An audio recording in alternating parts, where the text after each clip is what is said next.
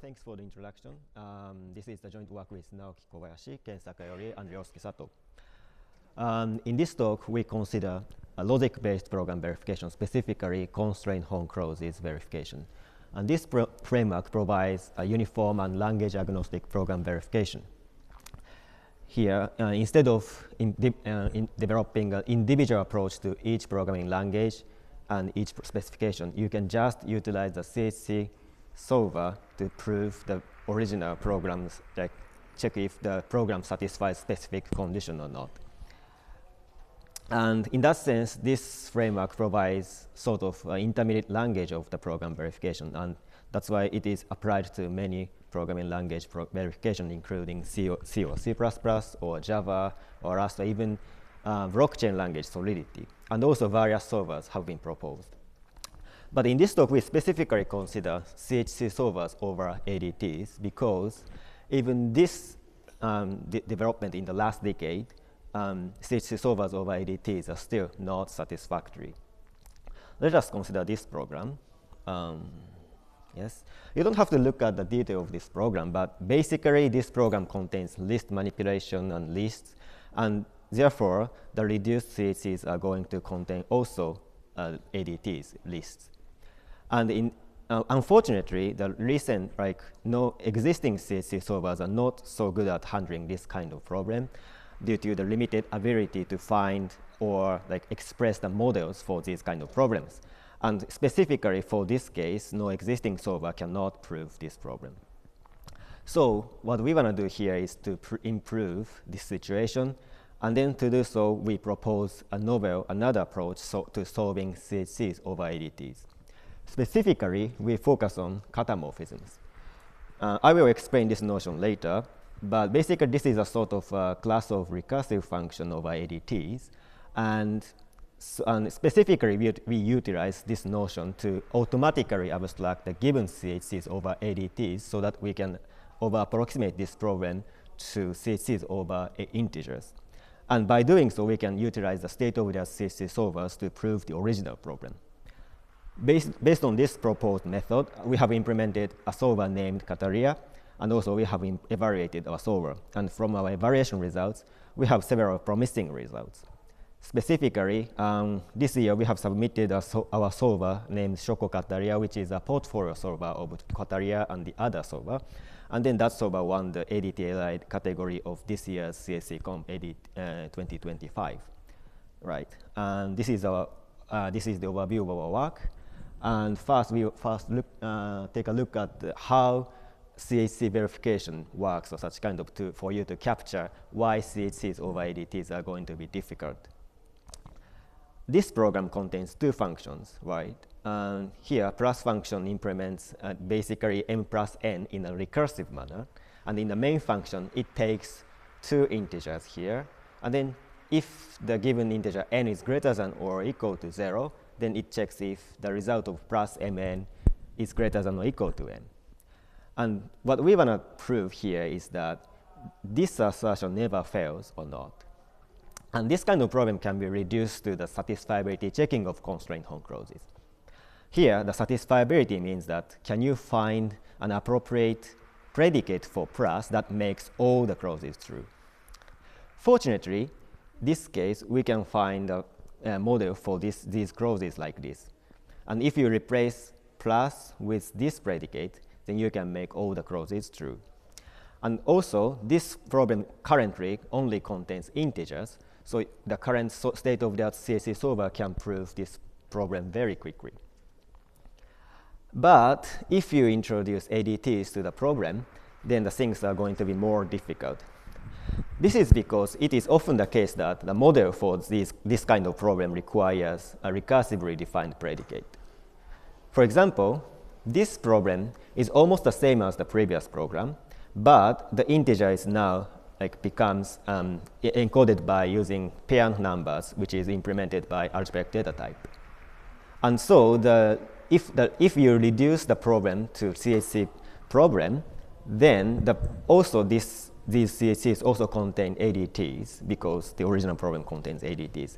And if you want to prove the satisfiability of these CHCs, you need a like recursively defined predicate like this.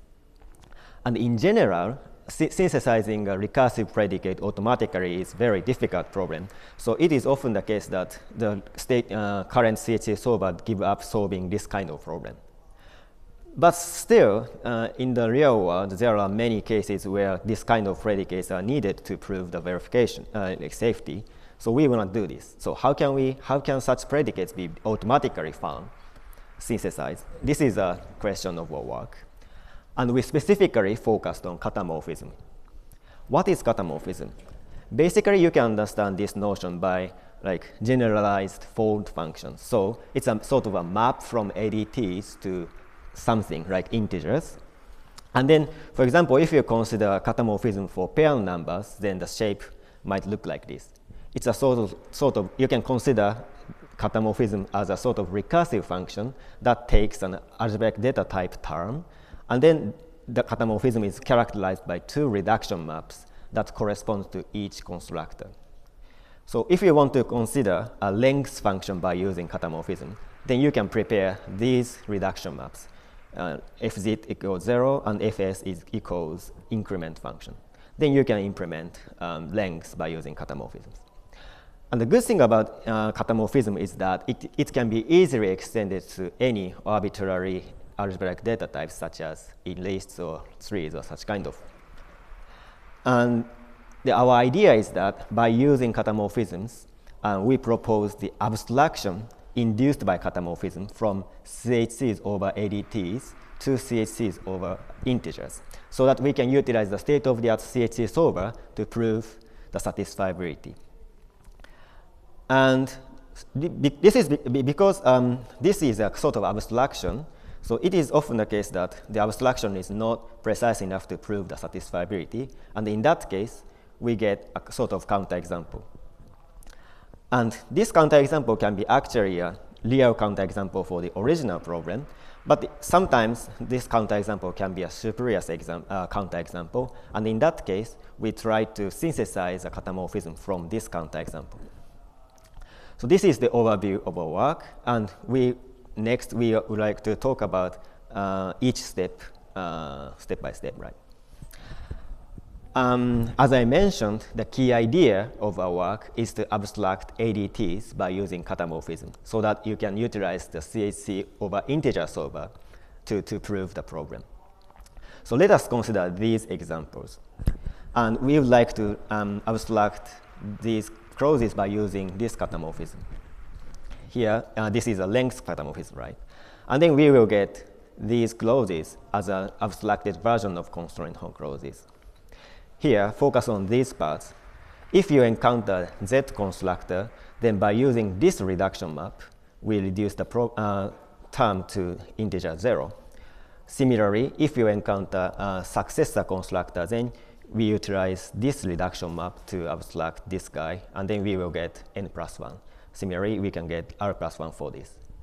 This is the very high-level idea of our abstraction. And then finally, we will get these clauses as the abstraction of the original problem. And if you apply CHC solver to this problem, then CHC solver can find an appropriate model for this problem, meaning that the original CHCs are also satisfiable. Right. The remaining question might be, how do we actually synthesize a catamorphism from like the given problem out of the thin air? And this is basically like we followed sort of counterexample guided abstraction refinement methodology. First, if the given catamorphism is not precise enough to prove the satisfiability, then we will get a sort of counterexample formula. This is a sort of under-approximated version of the original problem. And then basically, this formula itself is false. But the problem is that if the counterexample is not, like it's too weak, for example, this catamorphism says that everything is mapped to 0. So we cannot distinguish any Z or S or such kind of. Then if you abstract this formula, then we will get a formula tautology. So what we want to have is that a catamorphism alpha such that even after the abstraction, still the formula is false. And the problem is, how do we actually get this kind of catamorphism automatically? And here, we move on to the refinement part. And basically, we follow a template-based synthesis. And this is going to be a sort of two phases. First, prepare a template catamorphism with parameters. And then we reduce the problem, synthesis problem, to the constraint solving problem over these parameters. So let us take a look at the example of this counterexample. And if you, so for this case, we prepare a template catamorphism like this. Here, A, B, C are the parameters. And then we abstract the given counterexample by using this counterexample, by using this template catamorphism so that we can have a constraint over the parameters. And then we solve this constraint, basically. But the problem is that this constraint is basically very difficult for SMT solvers to handle in our setting because it contains nested quantifiers, recursive functions, or algebraic data types. So the remaining question is how to solve this kind of constraint. And in our setting, we utilize the variant of counterexample guided inductive synthesis with testing so that we can approximate the solution of this constraint while preserving the progress of the overall procedure. And it's going to be a bit detailed, so we don't talk about that in this talk, but if you are interested, please refer to our paper. Finally, I would like to report our implementation and evaluation results. Basically, we have, for the simplicity of the implementation, currently we have only implemented combinations of linear templates.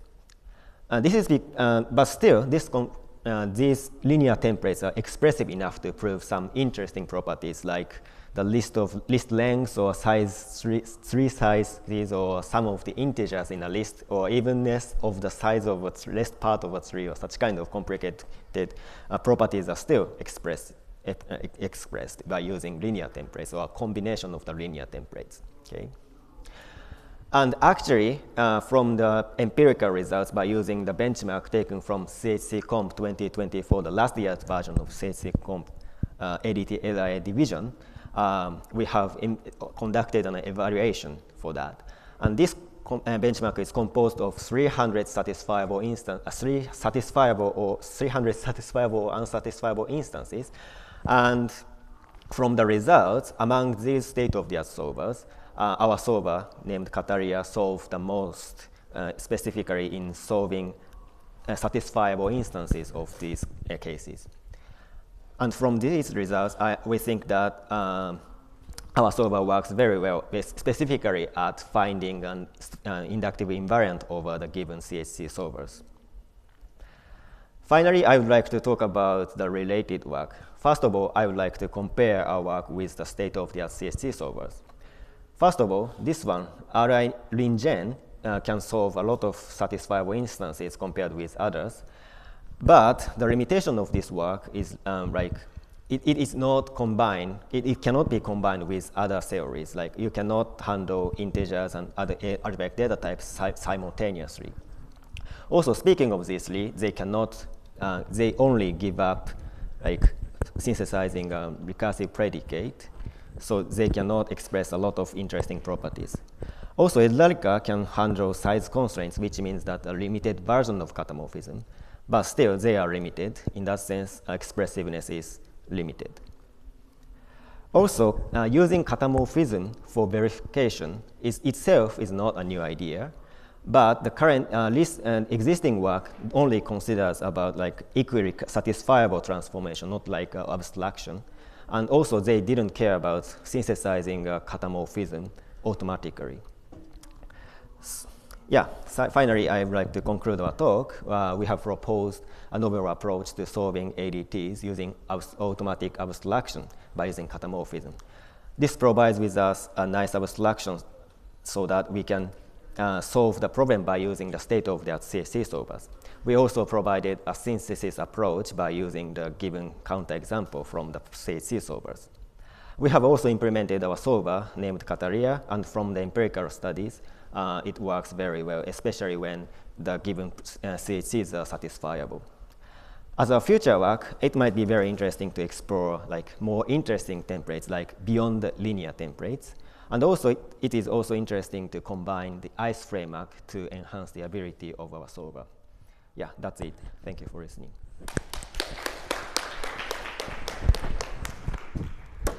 Do we have questions from the audience? Maybe I can get started with the first question. So you use linear templates. Would you comment on how much of the efforts you need to spend to have these templates? And the way how you, or the number of the templates you provide, would it affect your performance of the tool? So efforts? I mean efforts. What do you mean by efforts? Like time or like? As in, you will need some expertise to write the template. I mean, would you? all the templates are provided by like predetermined shape or such kind of. In that sense, it's implemented. You don't have to write any annotations, or you don't have to write any templates. Like we don't require users to write such kind of thing. In that sense, everything is automated. Future, in case you want to support non-linear templates, you will need, for example, you will need to write the templates for that. Of course, yes, but yeah, it's a sort of a very like engineering matter or such kind of, and in that sense, integrating a different template itself is like not theoretically difficult, but like a more engineering effort or strategy to find such kind best strategy to find a best template is another issue. Right. I suppose this will be for pure ADTs. Can you have ADTs that can be mutated, for example? I'm sorry. What? So you said for ADTs, right? Yeah. So I suppose this is more for pure ADTs. Pure ADT. What do you mean pure? Pure means cannot be mutated.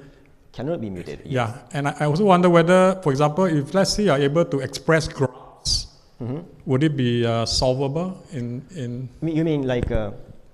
Okay, so yeah, with sharing. It's not like a tree structure or such kind of. Yeah. And we never considered about that kind of thing actually. So it's only like ADTs, and catamorphism is very important for like catamorphism itself is sort of the notion of ADTs, right? And in that sense, I don't think it's easily applied to such kind of situation. Okay. Okay, let's thank our speaker again.